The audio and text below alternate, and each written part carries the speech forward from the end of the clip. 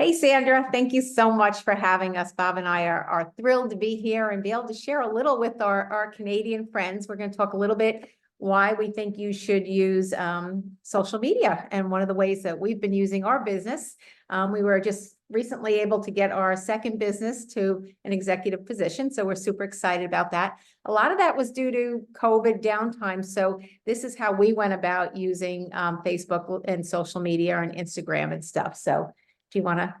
Yeah, why I'm going to bring up the slides, but the one thing I want to share with everybody is that it's, it's something that you can do for free and you don't have to spend money at it. And it's something that you get better at. The more you do it, the more you practice it. So, don't be afraid of it. It doesn't bite. April's going to walk you through some really easy things that you can follow, but the main thing that you need to do is do it every day. You need to cut out a time slot of 10, 15, 20 minutes and just do it every day and just follow the instructions she's given. And she's going to go through the slides now, and then I'll come back with some thoughts at the end. Okay, so April, go ahead. Thanks. Okay, so we're going to move ahead because we're going to make this quick. Okay, so I strongly believe you need to be using social media. That is one of the ways that people check on you, very much like they did a website in the old days. We really don't need a website. LifeVantage does a great job of giving us a website that we can use in different ways. But if somebody wants to check on somebody, and I'll give you an example, there's a big program out there now by one of the big trainers in the industry. And one of the things that they do is they look at what's going on Facebook, what's going on Instagram, what's going on LinkedIn. And some of the examples they bring up, people haven't been on any social media in a while. And so that shows that they're not very active. So we need to be putting stuff up there. Some people are building exclusively on social. I'm going to say that's one of the ways that you should be building your business. We do a lot since COVID is over in person. We're back to in person as well. And we feel that is a faster, yeah, more fun. It's an easier thing, but you do need to be on social. So especially with our products, make use of the stories. It's always a great way to reacquaint yourself and find old friends. And we're going to talk more about that very easy way, because we all want to be building our network, making it stronger and making it more up to date. It's also a great memory jogger. So, you want to use it that way. But, this is something that you can't, recruiting to us has always been a process. Would you say it's not something that you just... Yeah, we never treated it as an event. It was always a process of events that led to a recruitment. So this is something you want to be putting all these contacts, building your network. That's what we're in. We're in the networking business. You want to be putting them in your bank so that you have people that you can deal with. This will keep your funnel really full if you're continually reaching out, even if not with the purpose of necessarily sponsoring or having them buy product that day, but just keeping them in your funnel makes people occasionally just reach out to you and say, I've seen you on social. What are you doing? My life just went upside down. I need to change something. So one of the easy things is check your profile. Make sure it's not a picture of a cat or something else. You really want just your face so that people can recognize it's you, that they're clicking on the right name. Both of us have pretty common names. There's a lot of Robert Wagners out there. So, when they click on him, they want to make sure that they're seeing his picture, or even April Wagner. There's a lot of April Wagners. So they want to make sure that they're connecting with me, because that can be a fear too. So make sure that you have a good picture. Make sure your Facebook is public. I can't tell you how many people have it turned down so that they don't accept friend requests. You can't connect with them. You can't find them. Folks, remember, you can always unfriend and you can always block. Okay. But you got to have it open. Yes. Okay. And when you're talking on Facebook, just think about what you're passionate about. There were all these rules. We don't want to talk about this. We don't want to talk about that. That's all gone out the window. You want people that are just like you. And the best way to get people just like you is to be passionate about something and go ahead and talk about whatever it is. For me, it's been pro-aging. You know, Bobby and I are into our 60s now, so we want to we want to live well and die quickly. Is She's just 39. Don't listen to her. So it's kind of our motto these days, and I actually stole that from Brandon Cunningham. So just love that. That kind of summed up my whole life these last few years. But we don't have time for that, so we're going to move along right now. So many ways to reconnect with your Facebook friends. First go through your friends. Like I said, it's a great memory jogger. You'll say, oh my goodness, I haven't talked to that person in so long.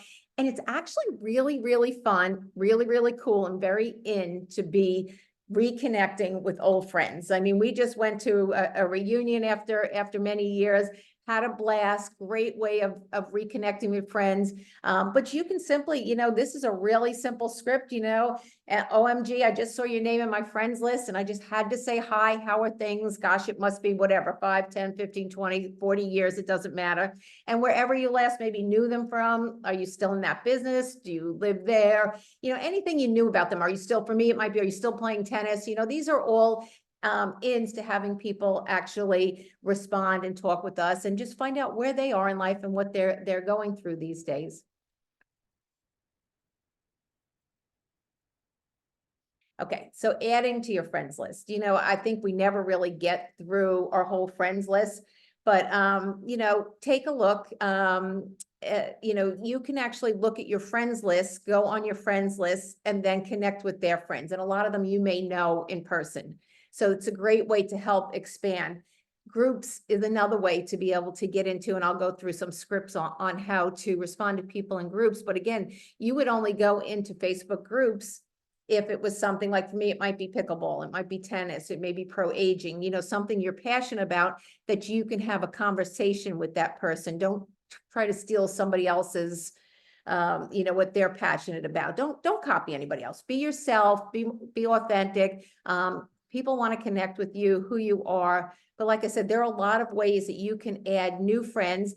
And if you've got people that aren't engaging with you, get rid of them, add some new ones. I mean, we're all kind of stuck at that 5,000. You'll get followers along the way that you connect with as well too. But you want to go through the ones that are actively having a conversation with you, not the ones that aren't doing that. Now, if they're not at the 5,000 yet, they can just be adding, Just right? be 'Cause adding. It's if you're at the 5,000, that's the cutoff, on Facebook, and then after that, you can only add followers. So if you're not at 5,000, just keep adding. When you get to 5,000, then you're going to want to look to get rid of inactive ones. Right. Yeah.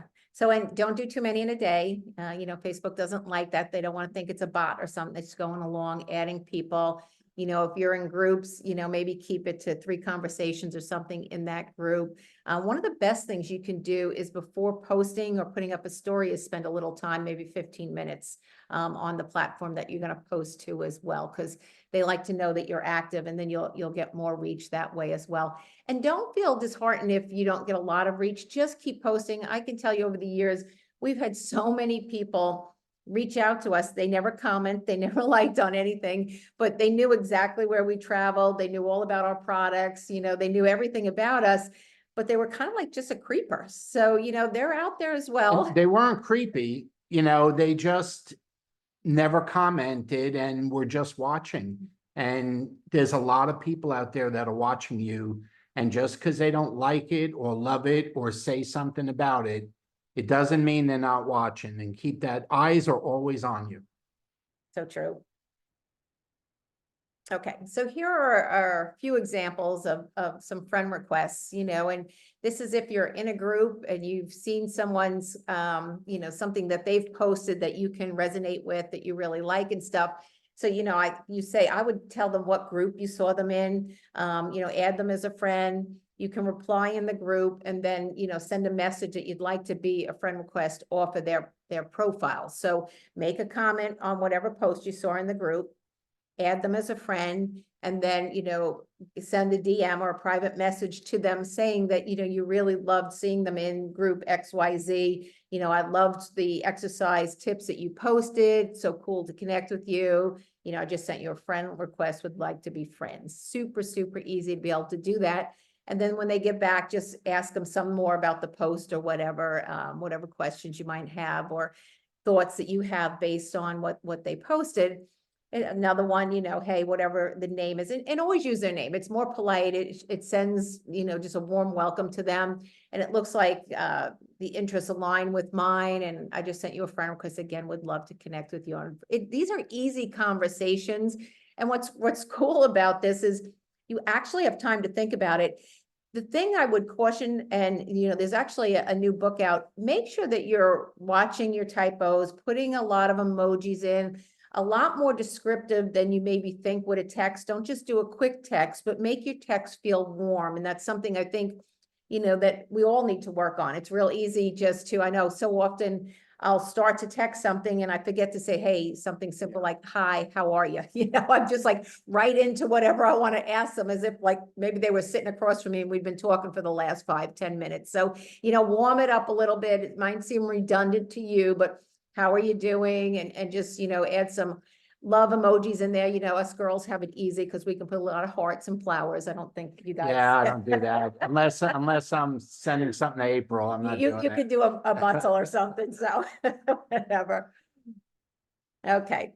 And, I have a good friend in the industry who's done really well. And she says, she just keeps saying, don't make it weird. Just don't make it weird. It's just a conversation, just like they're in front of you, that, you're sitting there and you're really interested in this person. Be a great listener. You're going to be a great reader here. Really think about what they're saying. Ask some good questions.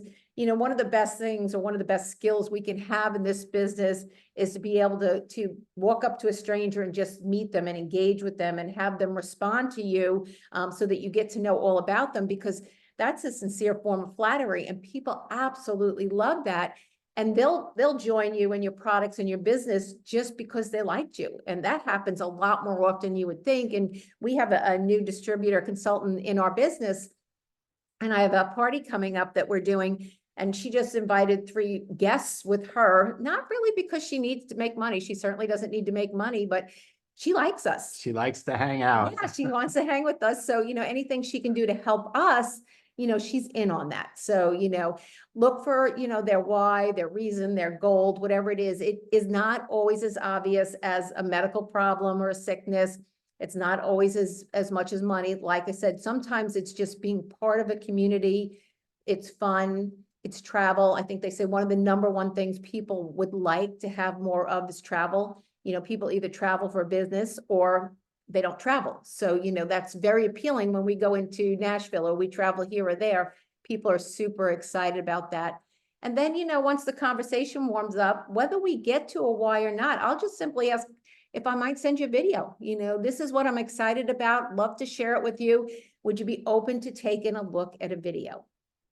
Or if they've got some kind of problem, I might say, I have something that might help you. And that's all that I say. It's those 2 little lines. This is very important. Again, whether in person, and, as I had said, one of the ways that we're building is on social these days, but very much in person again. So if you can be collecting emails, phone numbers, make your phone contacts work for you. I always put the name in, where I met them. I get as much information as I can. As you move along in this journey, you may decide you want to do some emailing, or you want to do some texting or whatever. But how cool is it at any time you could just sit and scroll through your phone and say, oh my goodness, I haven't talked to them in a while. I can send them a text message. You can make use of a lot of downtime reconnecting with people. We were at an HOA meeting last night that was more boring than you can imagine, but we were waiting for this one pickleball part to come up that we were there for.